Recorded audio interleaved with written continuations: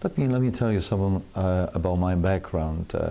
I was born and raised in Poland and in Warsaw. Still my parents and my sister live in Warsaw.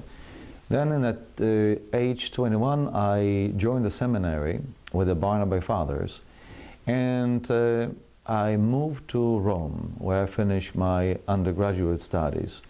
After being sent here to the United States, I finished the graduate studies and my doctorate, and then after 10 years of work here, I was sent to the Philippines to be a rector of the seminary for 2 years. So how many people do we have today? I would say that we have close to 30 people. And maybe probably you'd like to know, or the viewers, what basically what we do, or we're just simply coming here and everybody does whatever he or she thinks. Actually, we develop a method to our packing.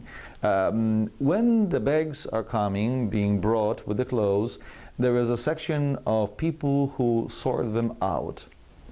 Sorting is the first element, sorting between the women's, children's, and men's. But also we sort between some kind of a raggy look or being too much use.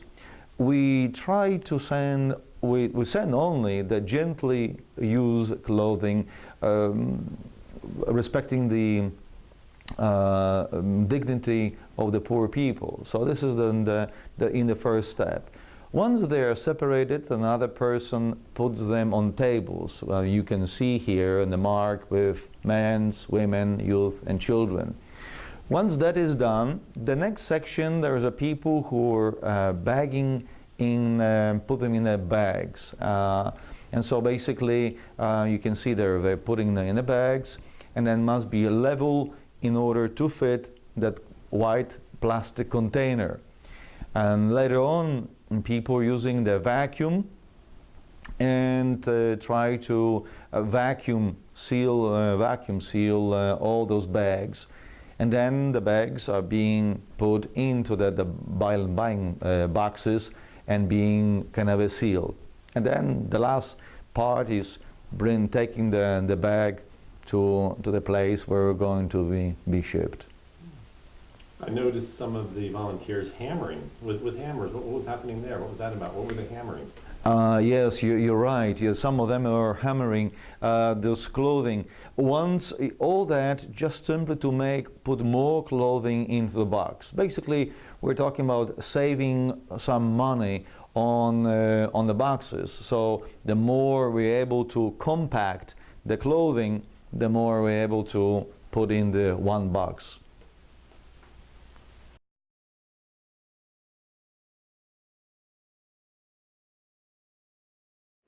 Ito ang GMA Cavite, isang probinsya sa Luzon sa Pilipinas. Ang buhay dito ay napakahirap, lalo na tuwing may bagyo. At noong nakaraang bagyong Yolanda, hindi man kalakasan sa lugar na ito ang bagyo, pero isa rin sila sa mga apektado. Maraming pamilya dito ay nangangailangan ng tulong tulad ng pagkain, damit at hanap buhay para sa kanilang pagbangon muli. Ngunit kahit anumang bagyo ang dumating, sila ay hindi nakakalimot magpasalamat at ngumiti sa mga biyayang kanilang natatanggap. Kaya ang inyong pangunawa at taus-pusong pagtulong ay ang daan para sa kanilang pagbangon sa laban ng buhay. Maraming salamat po. This is GMA Cavite, one of the provinces in Luzon in the Philippines. Life here is very hard, especially during typhoon season. The last typhoon to hit the Philippines, Typhoon Yolanda, was not that strong here in Cavite, but the people living here were still affected. Many families here need food, clothing, and employment so that they can return to their daily lives.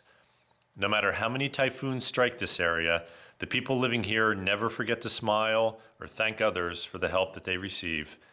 That is why everyone's understanding and assistance is so important to them, to help them continue their battle in life. Do I have any people who are affected by the Typhoon Yolanda in the Philippines? Well, directly not. Directly not. I don't know none of those people to whom we send. Basically are anonymous, people who need.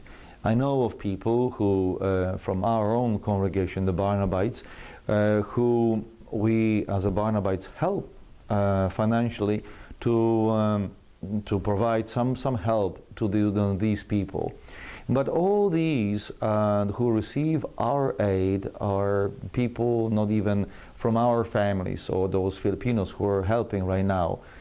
So we may say it is completely pro-social behavior, completely giving to unknown. But we know that these also the brothers and sisters who need our love as much as our own family and friends. Do we need assistance from the public, and how can they help us in our efforts? The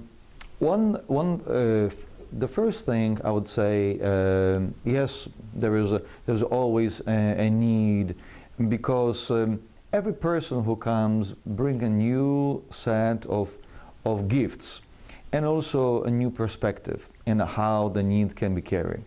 Right now we are sending only clothing and some canned goods, but I would like to start to send, for instance, some canes, some walkers, maybe some medical supplies. No, we don't have that particular at this moment. So that's basically something we can develop. I heard once, sky is the limit. That's true. So we will always have a potential to grow. Well, if somebody wants to contact us, he can go to on our kind of a website, the Barnabite Spiritual Center.org, and there is a part of the folder, then go section, they can go and see what we have done so far and the contacts.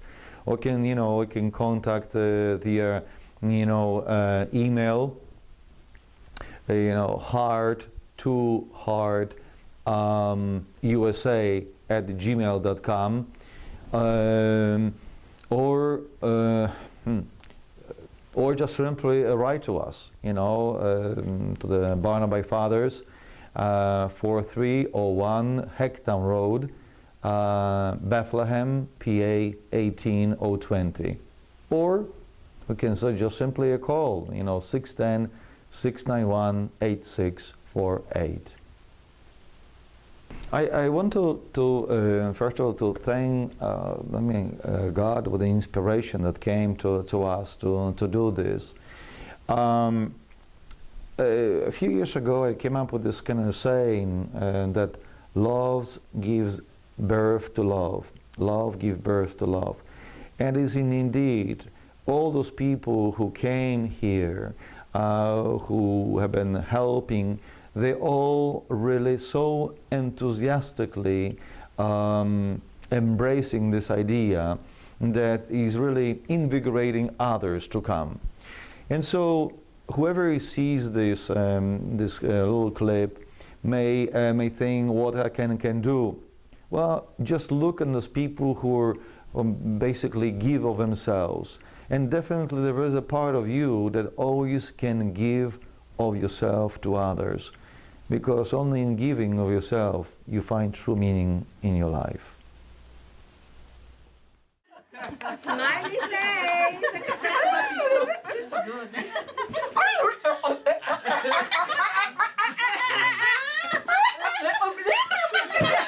That's a crazy lady, huh?